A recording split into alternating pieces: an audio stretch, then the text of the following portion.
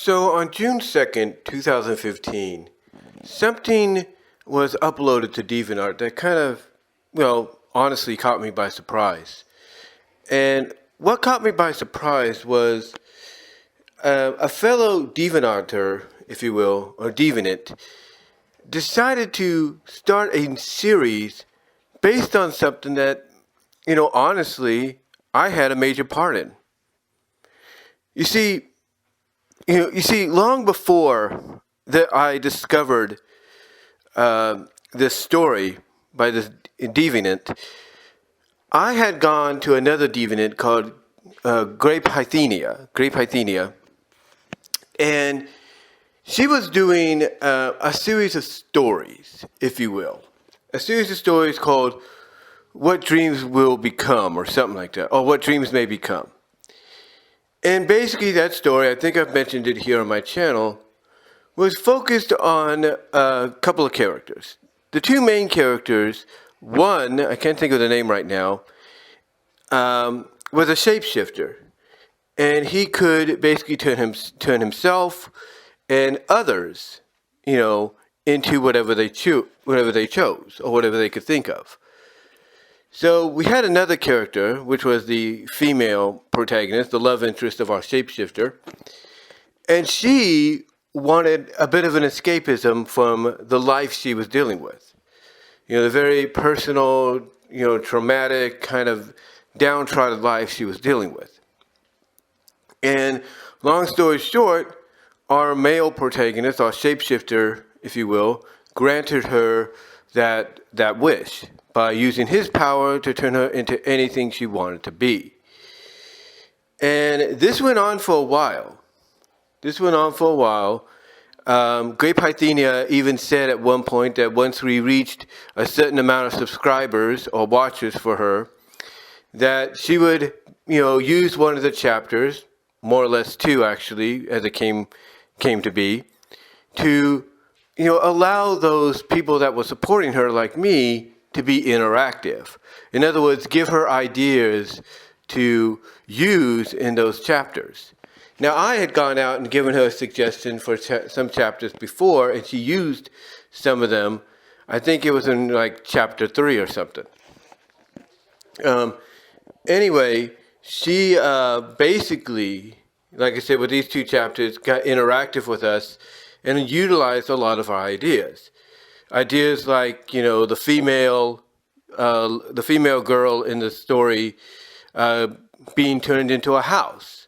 Basically, the plot was for the chapters that the female protagonist, the shapeshifter's love, if you will, girlfriend, made a list of things she wanted to transform into before going off to college.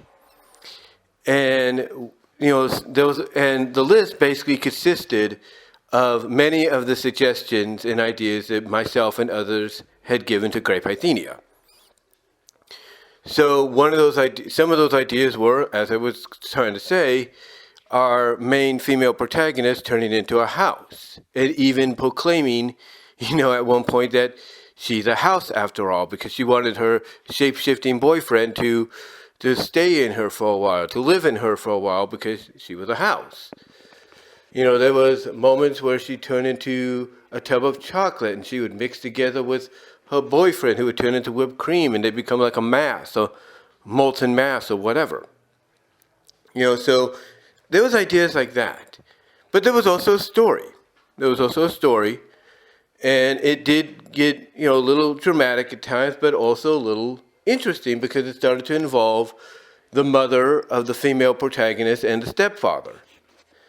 And the mother was kind of resentful at first to the boyfriend because it turns out the boyfriend was actually a being from many years ago, someone who had actually interacted with her late husband, the female protagonist's father. But yeah, but overall, it is a very interesting read. Very fun, comedic, but also very, very, I guess you could say emotional, dramatic, when it needs to be. And Grapehithenia really goes there in those moments. Now, she has gone on to do some other stories officially, not just on DeviantArt, but book-wise and everything, that deal with transformation. She even has a series known as the Foxy Serum series or something like that.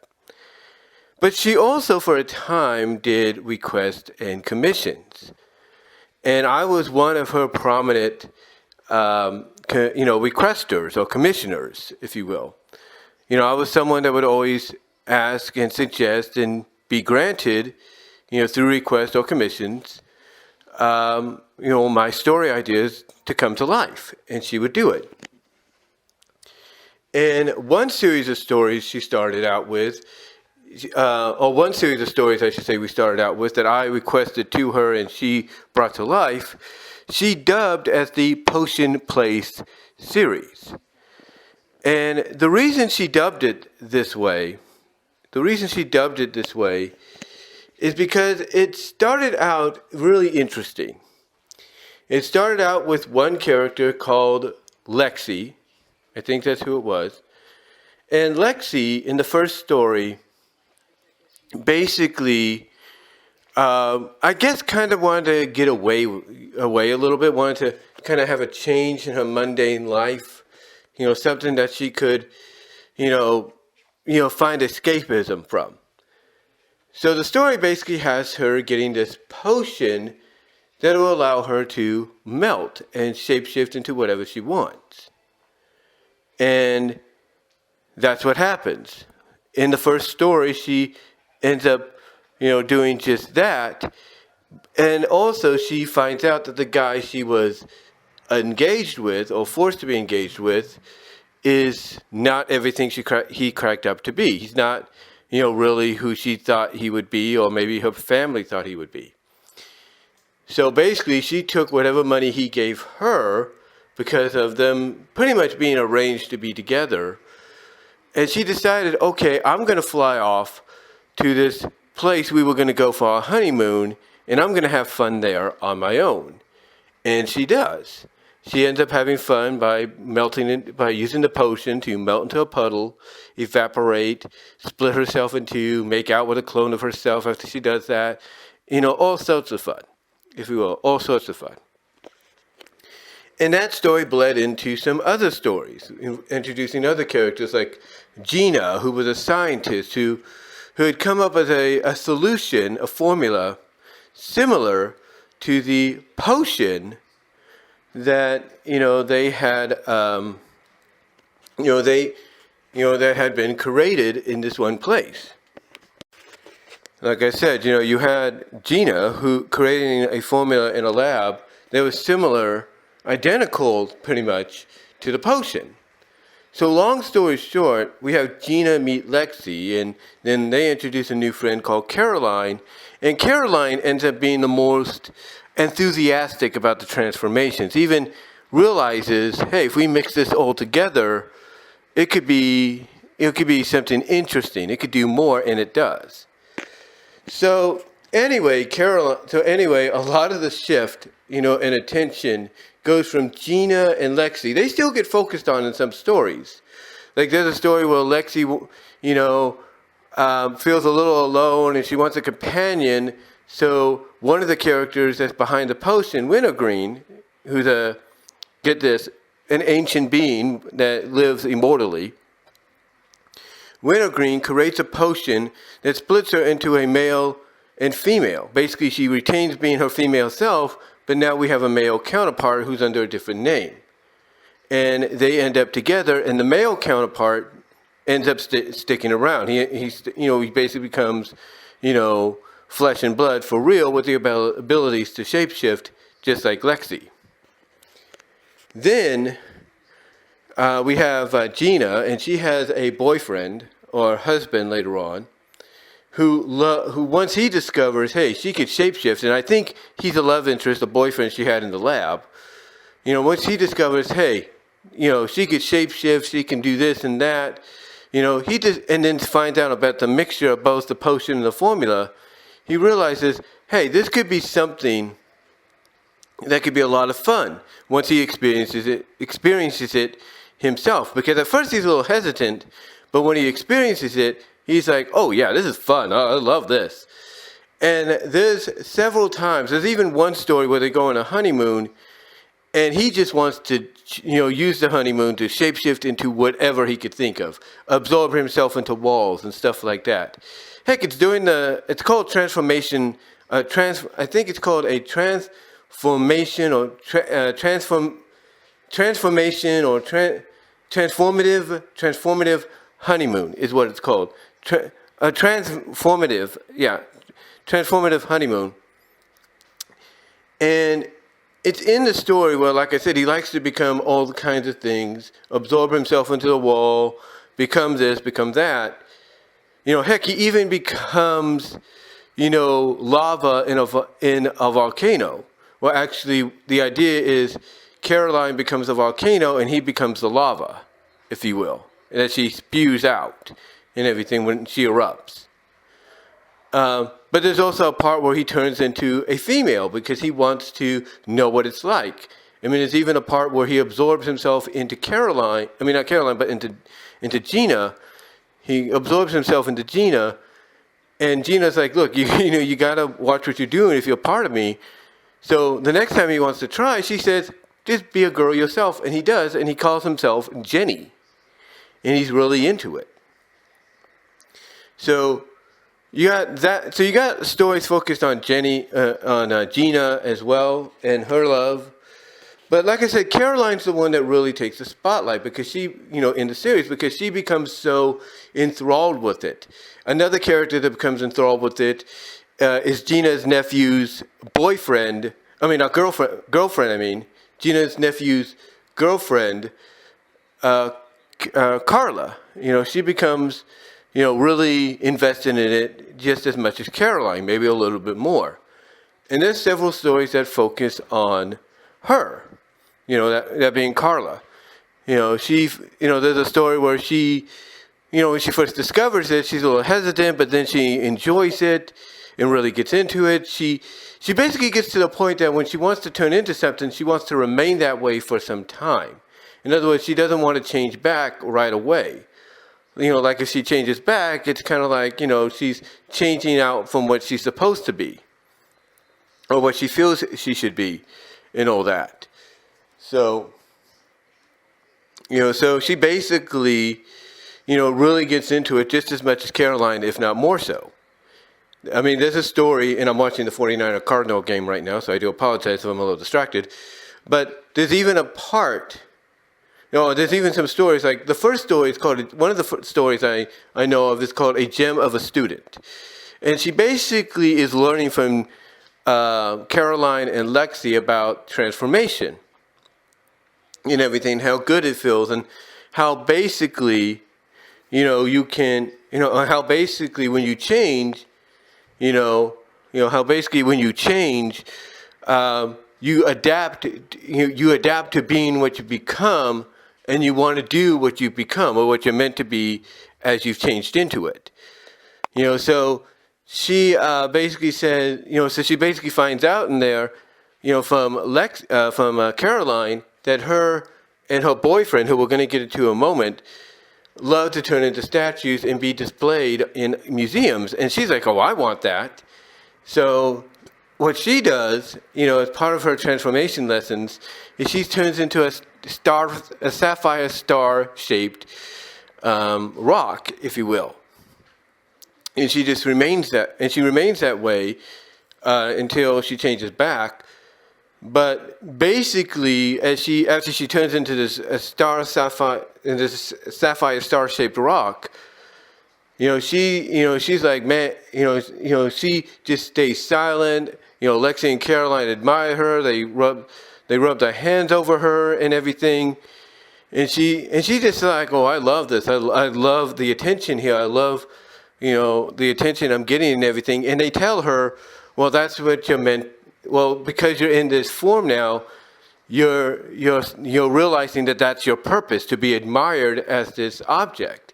And so she decides, okay, I want to be this for a while. I want to be on display like, Caroline and her boyfriend. And that's what happens. At the end of the story, she becomes, the wintergreen guy helps her out. She becomes an amaranth rock, replacing the original one. And, you know, sorry about that. Like I said, I'm watching the game. But basically, wintergreen helps her become basically a copy of the original amethyst rock in a museum, and she remains that way at the end of the story.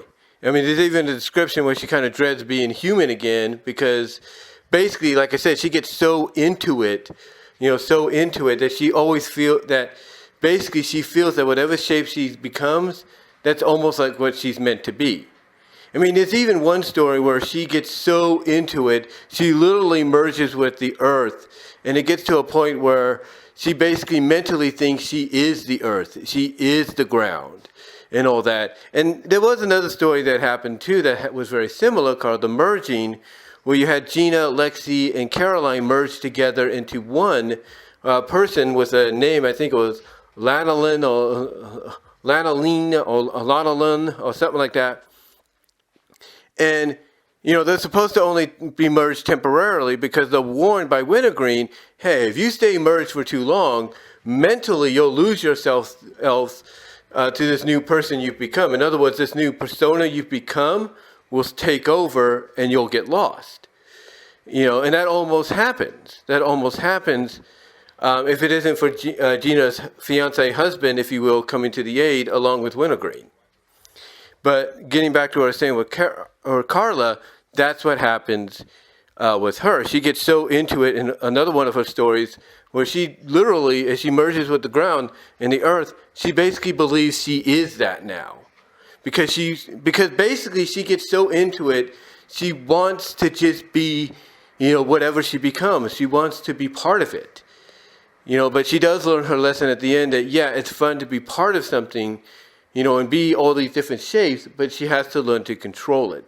So basically it starts off with her basically learning, or basically realizing she still has a lot to learn. Now, what does this have to do with what I'm getting to? And I know I do apologize for being so long to get to it, and I'll put some chapter timestamps in the description so you guys can find it where you want it. I'll put some timestamps in the description if you guys, for you guys to basically click on to get to certain parts of the story. Oh, certain parts of the video, I mean. But anyway, what this has to do with Ultimate Potion Vacation Time is Talgreywolf, has been, basically from what I can tell, has been known to take any idea he sees on there, originally written by somebody else, and, he basically decides, okay, if it's good to kind of expand on, he's going to expand on it, because it gives him, an idea to be like, okay, this sounds like it's got potential, let's see if I can expand on it, and he does. And Ultimate Potion Vacation Time is one of those stories because it expands on the Potion Place series, but mostly it features Caroline. And this is where we get introduced to her boyfriend known as Ryan. Ryan at first is a little hesitant, and he's also somebody that when he feels a little like stressed or like, okay, he needs time to think, he will meditate. He will go into Zen mode, if you will.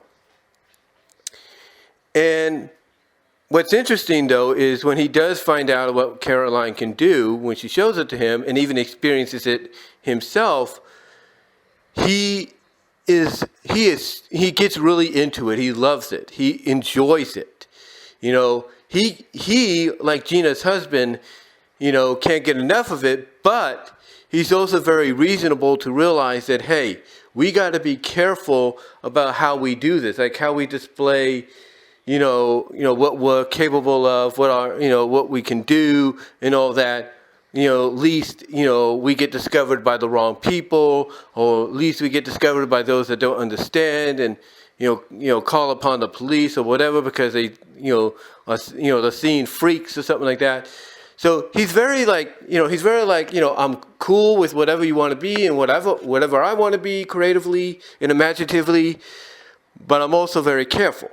That's the thing. He's like, I mean, it's like basically Ryan to Caroline, he's like, hey, we can let loose as much as we want. We can get as crazy and wild and strange and freakish, as much as we want. But we have to be careful. But we also have to watch it, if you will. And in this story, we see them get very ambitious. They get very creative, very crazy, wacky, if you will.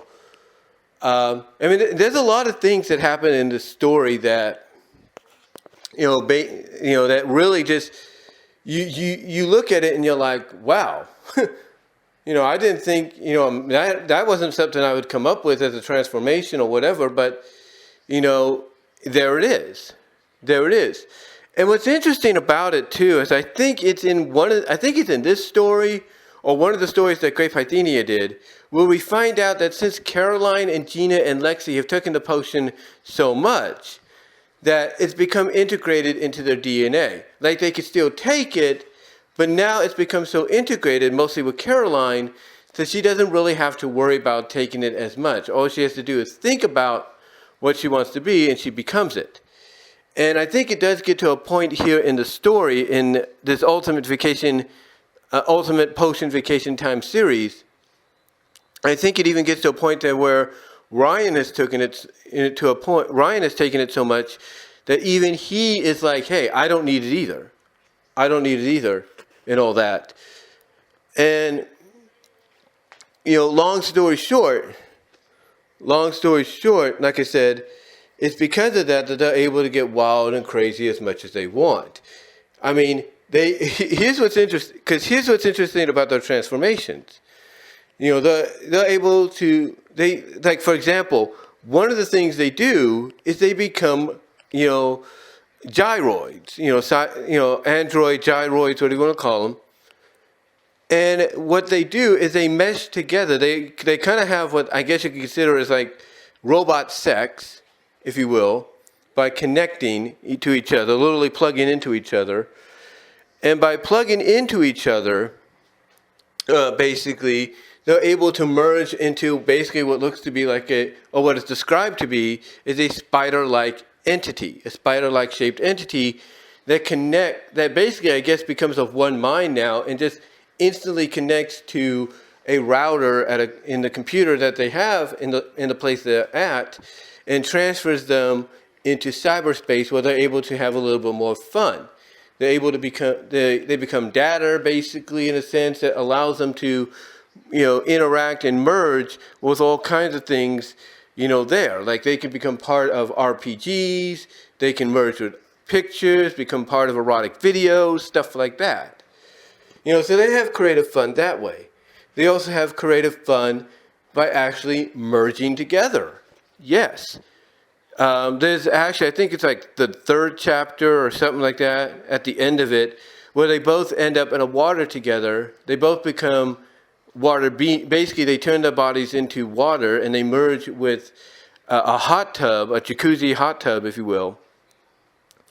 And because the jets are the jets are on and everything, it is basically causing them to mingle together on a microscopic level, to the point that when it's all said and done, we find out in the beginning of the next chapter that they ended up merging completely, mentally and physically, they ended up merging, completely, into one, basically mentally and physically, because it's described that as they wake up, they're thinking to themselves, hey, am I this person, Ryan, which is basically a name combination of Ryan and Caroline, or am I Cryan, or Siren, if you will, which is Ryan but with a C, at the beginning. They wonder that until finally they split apart, realizing, after, so hold on. Sorry, I got a little distracted there. But eventually they split apart and they realize after they kind of, gather their senses that, oh my gosh, we were merged completely. We became one. And this is like the first time where Ryan basically says, I need a little bit of a breather here. So this is like the first indication where you see where you find out that he likes to meditate after certain things or certain events, and that's what he does here. He meditates. He meditates, and he's like, okay, I'm good. I got an understanding now. And after that, he's more willing to do whatever they do. And they just go crazy. They just go crazy. They merge with the sofa, together. They merge together into a sofa. They become horses and have intimacy, if you know what I mean, as horses. They become, what am I thinking? They become dragons to scare off some would-be robbers and stuff. Caroline becomes a Jeep, believe it or not, that Ryan drives and stuff. They become trees. They become goo people that actually melt and merge together. They basically turn kind of gooey, but then they do this so that they can split in two, but they split in two in a way to where you have a male Ryan and a female Ryan and a male Caroline and a female Caroline, and they have a big old freaking orgy out of that because they keep cloning each other and stuff. I mean, they just get, like I say, just get wild and crazy, wild and nuts and stuff like that. To me, it's a great story. It's a great spin-off by Talgreywolf. It's a great, it's a great story and everything, a good spin-off, like I said. And it does have, believe it or not, it does have some story to it, actually. There is more than just them having fun with the transformations and all that. There is story to it. Like I said, you have Ryan being like, hey, you have Ryan basically, as I said, being the kind that's like, hey, we'll throw all our ambitions out the window, get as crazy wacky as we want, but also it's reasonable to realize, hey, we got to be careful.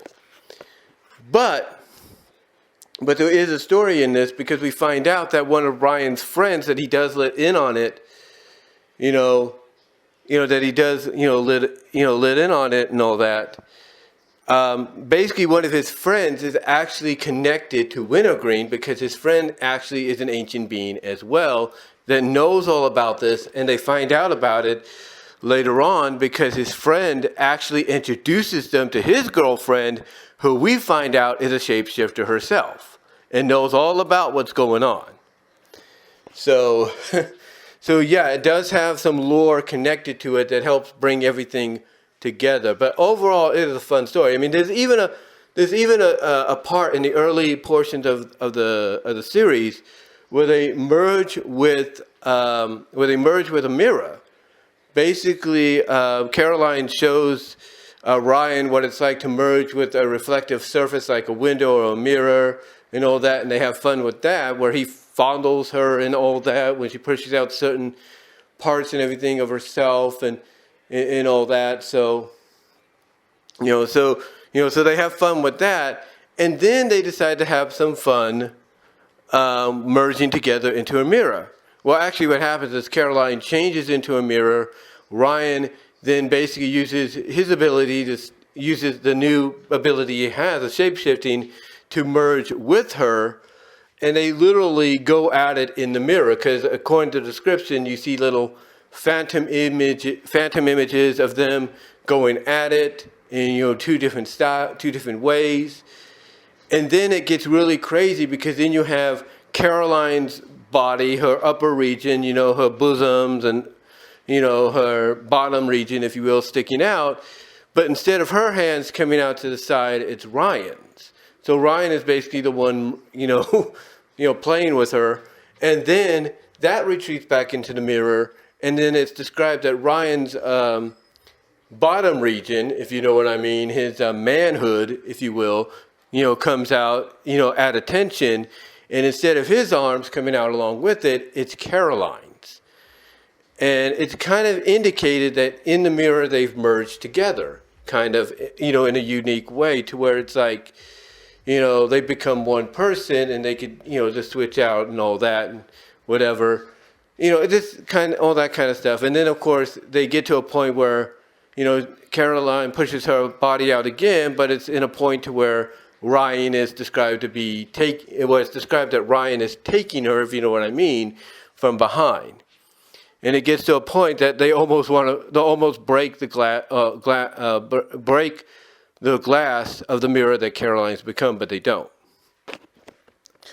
So you have those kind of interesting scenarios and transformations, but like I said, you also have a story you also have some lore in there, some connection.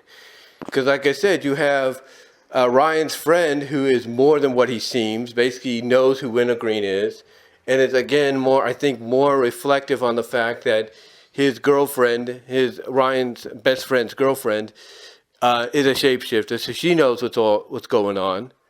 So it's, again, overall, Ultimate Potion Vacation Time is a really interesting story. And it's even spun off a little bit of stories here and there by Talgreywolf. I think one of them is called Shifting Anniversaries. But it's a really interesting, like I said, it's a really interesting story series that I would pay, close attention to and really just,